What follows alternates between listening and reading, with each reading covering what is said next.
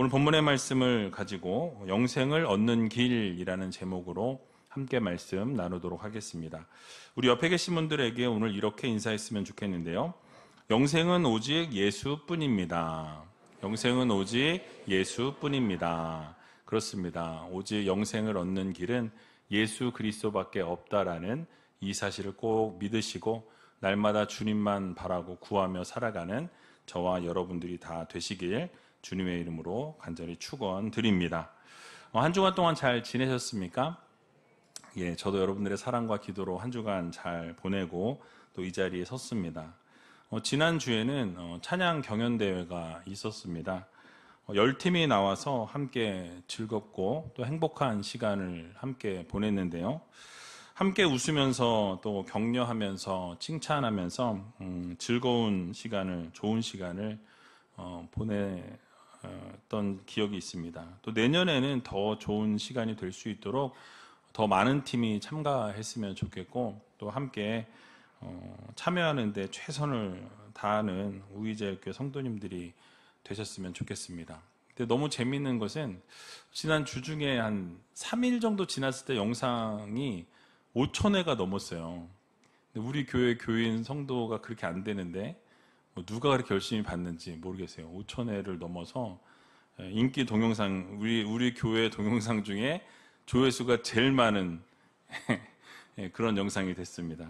어쨌든 참 좋은 시간이었다라는 거 여러분 기억하시고 혹시 못 보신 분들은 영상 유튜브에 가시면 보실 수 있습니다. 또 날씨가 많이 더워졌습니다. 지난 주 중에 낮 최고 기온이 계속 30도를 웃도는 그런 한 주간이었었는데요. 여러분 무더위가 시작되었습니다. 건강 잃지 아니하고 건강 잘 챙기셔서 아프신 분 하나도 없도록 늘 웃음 가운데 건강 가운데 살아가는 믿음의 우이제일교회 성도님들이 다 되시기 바랍니다. 자, 오늘은 지난 시간에 이어서 마가복음 10장 말씀을 같이 살펴보려고 하는데요. 이 오늘 본문은 영생의 문제에 대해서 한 이 부자 청년과 예수님의 대화가 시작되어지는 본문입니다. 이 본문을 통해서 하나님께서 우리들에게 허락해 주시는 이 교훈의 말씀이 무엇인지 같이 한번 생각해 보는 시간을 갖도록 하겠습니다. 먼저 읽었지만 다시 본문 17절 말씀 같이 한번 읽어보도록 하겠습니다. 예수께서 길에 나가실새 한 사람이 달려와서 꿇어 앉아 묻자오되 선한 선생님이여 내가 무엇을 하여야 영생을 얻으리이까? 아멘. 자, 이전의 내용을 우리가 생각해 보면 이 예수님께서 어린아이와 같지 아니하면 천국에 들어갈 자가 없다라고 말씀하셨습니다. 그리고 그 말씀에 오늘 이어서 이제 예수님께서 길을 가실 때에 한 사람이 예수님 앞에 달려나왔다라고 이렇게 말씀합니다. 달려나와서 질문을 던졌는데 영생에 대한 질문이었다라고 말씀하죠. 자, 뭐라고 물었습니까? 내가 무엇을 하여야 영생을 얻을 수 있습니까? 라고 이렇게 묻는 것을 보게 되죠. 자, 여기서 이 마가복음에서 이 질문을 던진 사람에 대해서 소개하는 것을 보게 되면 그냥 단순히 한 사람이라고 이렇게 표현하고 있습니다. 그런데 다른 복음서들을 보게 되니까 마태복음에서는 그 사람을 청년이라고 소개하고 또 부자라고 소개합니다. 또 누가복음에서는 그가 유대 관원이었다라고 이렇게 소개하고 있는 것을 볼 수 있습니다. 즉 영생에 대해서 질문했던 사람은 종합해 보면 그 당시에 유대 관원이었고 관리였고 청년이면서 그는 부자였다라는 것을 우리가 전체를 통해서 알 수 있는 것이죠. 즉 인간적으로 보게 되면 전혀 부족함이 없었고 모든 것이 풍족했고 또 명예도 가지고 있었고 권력도 가지고 있었던 사람들의 부러움을 살 만한 그런 위치에 있는 사람이었다라는 것을 우리가 성경을 통해서 그 정보를 알 수 있는 것이죠. 자, 그런데 그런 사람이 예수님 앞에 나왔습니다. 근데 그냥 나온 게 아니라 달려 나왔다라고 말씀하죠. 그리고 질문한 것을 우리가 보게 되니까 고민이 있었다라는 것을 알 수 있습니다. 여러분 어떤 고민이었습니까? 영원히 사는 것에 대한 고민이에요. 어떻게 하면 영원한 생명을 얻을 수 있는가? 어떻게 해야 내가 영원한 생명을 내가 가질 수 있겠는가, 이런 고민을 가지고 있었던 것이죠. 그러니까 자신이 영생을 확신할 수 없었기 때문에 그 당시에 사람들로부터 메시아라는 이름으로 불리던 예수님께 찾아와서 그러면 그 예수님께 물어서 그 영원한 생명을 어떻게 얻을 수 있는지를 좀 배워야 되겠다라는 마음을 가지고 이렇게 물었다라는 것이죠. 여러분, 이렇게 질문하는 것을 볼 때 무엇을 알 수 있습니까? 바로 그 부자 청년에게 있어서 이 영생의 문제는 바로 자신의 그 삶에 있어서 최대의 질문이었고 최대의 관심사였다라는 것을 우리가 알게 되는 것입니다. 자, 그런데 영생의 문제가 여러분 비단 이 사람만의 이 문제냐라는 거예요. 여러분, 영생에 대한 문제, 영원한 생명에 대한 문제는 우리들에게도 있어서 중요한 질문이라는 거예요.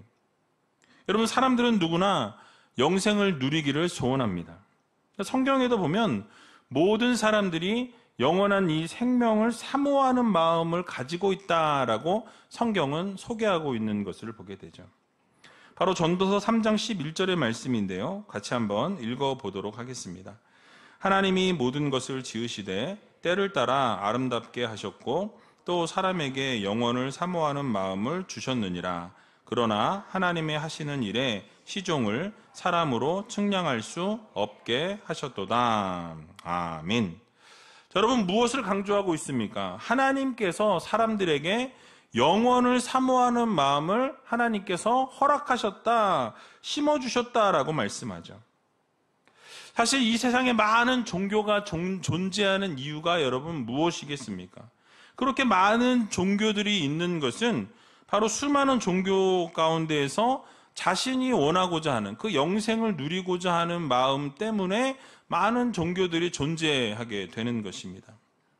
그런데 그 영생에 대해서 명확하게 밝히고 있는, 그 해답을 제시해주고 있는 종교가 있냐라는 거예요. 왜냐하면 영생은 사람들이 스스로 노력하거나 스스로 어떻게 방법을 내가 동원한다고 해서 내가 영원한 삶을 살고 싶다고 해서 내가 영원하게 살 수 있는 것이 아니기 때문에 그렇습니다. 내가 할 수 있는 것을 아무리 최선을 다해도 내가 영원한 생명을 내가 지켜낼 수 없다라는 거예요. 수많은 왕들이 어떠했습니까? 좋은 것 찾아서 먹고 가장 좋은 것을 유지해도 결국 사람은 어떻게 됩니까? 흙으로 돌아가게 되어 있다는 거예요. 자, 그렇다면 우리는 어디에서 이 해답을 얻을 수 있겠습니까? 그 해답은 오직 하나님의 말씀 속에서만 찾을 수 있다라는 사실이에요. 영원한 생명은 오직 생명의 주인 되신 하나님으로부터만 우리에게 주어진다라는 것을 여러분 모두 믿으시기 바랍니다. 하나님만이 우리에게 영원한 생명을 주실 수 있고, 그러한 하나님이 주신 하나님의 말씀, 성경을 통해서만이 우리에게 영원한 생명이 주어진다라는 이 사실을 여러분들 모두 믿으시기 바랍니다. 그렇습니다. 성경이 바로 영원한 생명에 대한 답을 정확하게 제시해 주고 있다라는 사실이에요. 요한복음 20장 31절에 보니까 이렇게 말씀합니다. 같이 한번 읽어보겠습니다. 오직 이것을 기록함은 너희로 예수께서 하나님의 아들 그리스도이심을 믿게 하려 함이요 또 너희로 믿고 그 이름을 힘입어 생명을 얻게 하려 함이니라. 아멘. 자, 이것을 기록함은 무엇입니까? 성경을 기록한 이유에 대해서 말씀합니다. 성경을 기록한 이유가 바로 예수 그리스도께서 하나님의 아들 그리스도이심을 믿게 하기 위해서 성경을 기록했다라고 말씀하죠. 두 번째 이유는 무엇입니까? 너희로 그것을 믿고 그 예수 그리스도의 이름을 힘입어서 영원한 생명을 얻게 하기 위해서 이 성경이 기록되었다라고 말씀합니다. 또 요한복음 5장 39절에서 40절 말씀도 보게 되면 또 동일하게 이렇게 말씀합니다. 같이 한번 읽어보겠습니다. 너희가 성경에서 영생을 얻는 줄 생각하고 성경을 상고하거니와 이 성경이 곧 내게 대하여 증거하는 것이로다. 그러나 너희가 영생을 얻기 위하여 내게 오기를 원하지 아니하는도다. 아멘. 그러니까 성경에서 뭘 얻어요? 영생을 얻기 위해서 그래서 성경을 상고한다라고 말씀합니다. 성경을 우리가 읽고 성경을 묵상하고 성경을 계속해서 생각하고 기억하고 따르는 이유가 무엇입니까? 그 안에 영생이 있기 때문이라고 말씀하고 있어요. 그 성경이 곧 누구에 대해서 증거하는 것이로다? 예수 그리스도에 대해서 증거한다라고 말씀하죠. 그래서 여러분, 이 두 구절이 강조하고 있는 것이 바로 성경에 기록된 이유, 바로 예수님께서 하나님의 아들 되시고 그 아들을 믿는 것을 통해서 우리는 어떻게 되어진다? 영원한 생명을 얻게 된다. 예수 그리스도에 대한 이 성경에 기록되어지는 말씀을 우리가 믿고 그 말씀을 믿을 때 예수 그리스도를 나의 하나님으로 나의 구원자로 믿게 되면 하나님께서 우리를 영원한 생명으로 인도하신다라고 우리들에게 말씀해 주고 있는 것입니다. 자, 그런데 사람들은 어떻게 한다고요? 영생을 얻기 위해서 주님께 오는 것을 원하지 않는다라고 말씀합니다. 그러니까 하나님의 말씀을 거부하는 사람들이 많이 있다라는 것을 우리들에게 교훈해 주고 있는 것이죠. 여러분, 그렇습니다. 성경은 모든 인생의 문제의 해결책을 제시해 주고 있습니다. 모든 해답이 성경에 들어있다라는 거예요. 특별히 영생에 대한 해답은 정확하게 제시하고 있는 것을 우리는 성경을 통해서 보게 됩니다. 그러니까 영원한 생명이 어디서부터? 오직 예수 그리스도를 믿는 믿음에서 우리에게 주어진다라는 것을 여러분들 모두 믿으시기 바랍니다. 그래서 우리가 잘 아는 말씀인 이 요한복음 3장 15절에서 16절의 말씀을 보면 이렇게 말씀하죠. 같이 한번 읽어보겠습니다. 이는 저를 믿는 자마다 영생을 얻게 하려 하심이니라. 하나님이 세상을 이처럼 사랑하사 독생자를 주셨으니 이는 저를 믿는 자마다 멸망치 않고 영생을 얻게 하려 하심이니라. 아멘. 자, 여러분, 영생을 어떻게 얻는다고요? 예수 그리스도를 믿는 믿음으로 우리가 영원한 생명을 얻는다라고 말씀합니다. 예수를 믿는 자마다 영원한 생명을 주신다라고 말씀하고 있어요. 예수 그리스도를 보내신 하나님을 믿고 예수 그리스도께서 십자가에 달려 죽으신 이유가 나의 죄를 용서하시고 사하시고 구원하시기 위해서 이 땅 가운데 오셨다라는 사실을 믿고 그것을 시인하고 인정하는 자들을 하나님은 어떻게 하신다? 구원하신다. 그리고 영원한 생명을 주신다. 여러분, 이 사실을 모두 믿으시기 바랍니다. 그래서 여러분, 하나님께서 이 세상을 너무나 사랑하셔서 독생자 예수 그리스도를 여러분들에게 주셨다라는 거예요. 그리고 영원한 생명을 우리에게 허락해 주셨습니다. 이것을 명확하게 말씀해 주고 있어요. 영원한 생명을 얻는 방법은 아주 간단합니다. 주님을 나의 구세주로, 주님을 나의 하나님으로 영접하고 그것을 고백하고 인정하게 되면 그 영원한 생명을 얻게 된다라는 거예요. 근데 여러분, 여기서 끝나지 않습니다. 우리가 영원한 생명을 이제 얻었으니 어떻게 해야 돼요? 하나님이 기뻐하시는 삶을 살아가는 성도가 되어야 한다라는 거예요. 하나님이 나를 영원한 생명으로 인도해 주셨는데 그것에 감사하여서 하나님을 찬양하고 하나님을 높여드리고 하나님께 영광 돌리는 삶을 지속적으로 내가 하나님 앞에 가는 그 순간까지 살아가는, 변화된 모습으로 살아가는 믿음의 성도들이 되어야 한다라는 거예요. 여러분, 변화가 없으면 진정한 구원이 아니라는 것을 우리는 기억해야 할 것입니다. 그러니까 만약 여러분 세상 가운데에서 우리의 수명보다 10년을 더 연장시켜 준다면, 아니 20년을 더 연장시켜 준다면 그렇게 살아갈 수 있는 책이 있다면 여러분 사시겠습니까? 안 사시겠습니까? 네. 아마 10년을 더 살 수 있다 그러면 그 책을 1억이 된다 그래도 사지 않을까? 그러니까 아무리 비싸도 그 책을 모두가 사려고 하고 줄을 서게 되고 베스트셀러가 되지 않겠나라는 거예요. 성경은 영원한 생명을 얻는 방법을 우리에게 알려주고 있다는 것을 기억하시고 날마다 하나님의 말씀을 묵상하고 그 하나님의 말씀 그대로 순종하고 하나님의 말씀이 가라는 곳에 가고 하나님의 말씀이 멈추라는 곳에 멈출 수 있는 귀한 우이제일교회 모든 성도님들이 다 되시길 주님의 이름으로 간절히 축원드립니다. 자, 우리가 또 한 가지 생각해 보길 원하는데요. 이 부자 청년의 모습에 좀 우리가 포커스를 맞춰봤으면 좋겠습니다.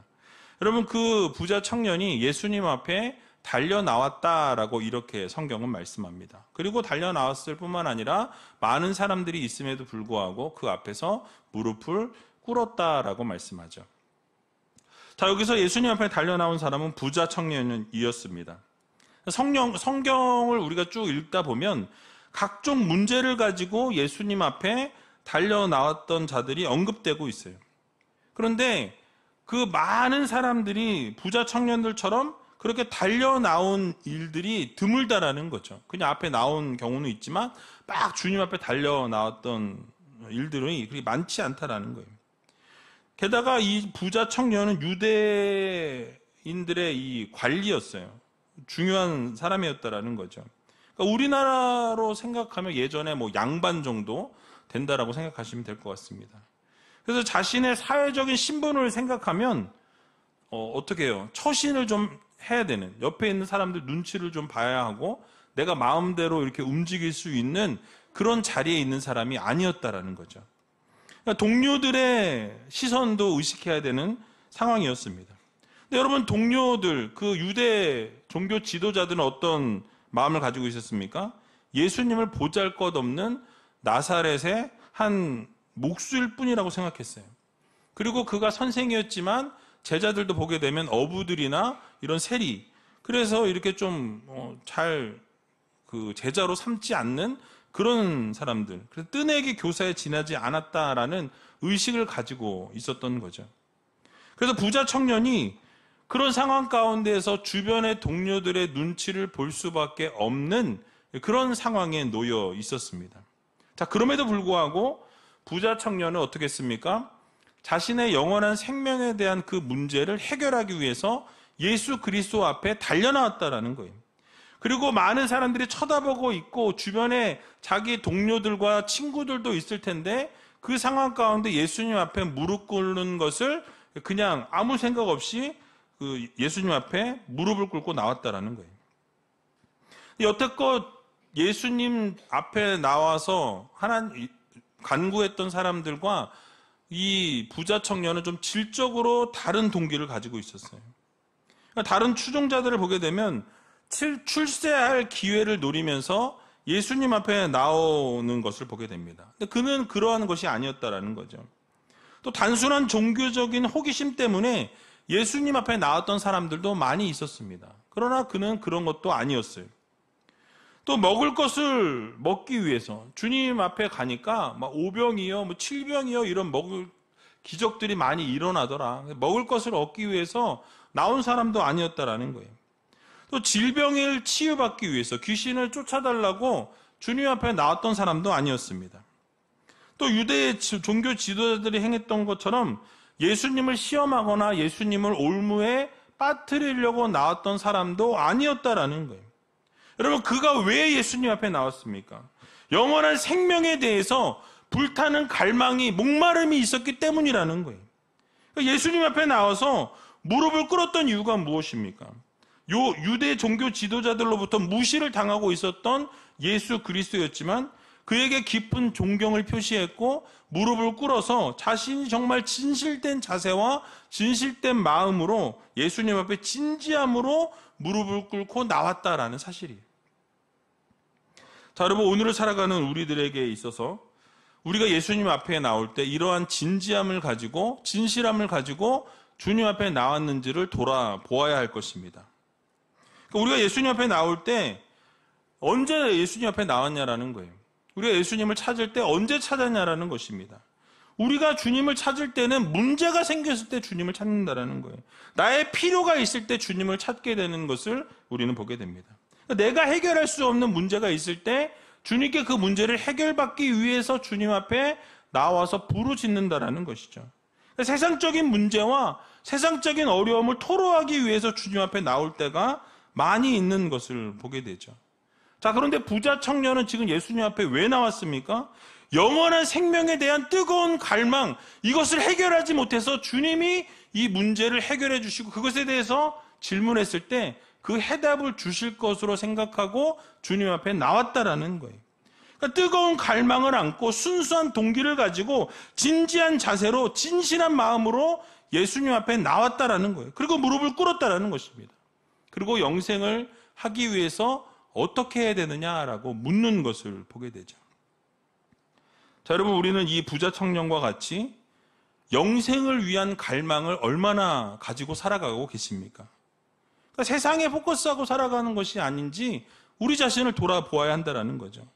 그동안 우리가 설교를 들을 때 이 부자 청년은 부자라서 모든 것을 다 팔고 예수님을 따르라는 그 말씀을 듣지 못하고 순종하지 못하고 결국 재물이 많음으로 슬퍼하여서 근심하며 돌아갔다라고 우리는 손가락질을 했었다라는 거예요.